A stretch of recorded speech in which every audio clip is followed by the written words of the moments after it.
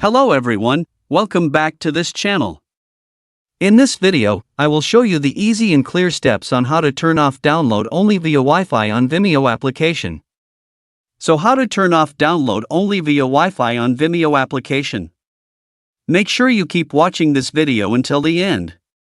Let's get started right away. Firstly, open the Vimeo app on your Android device. This is the initial screen of the Vimeo app.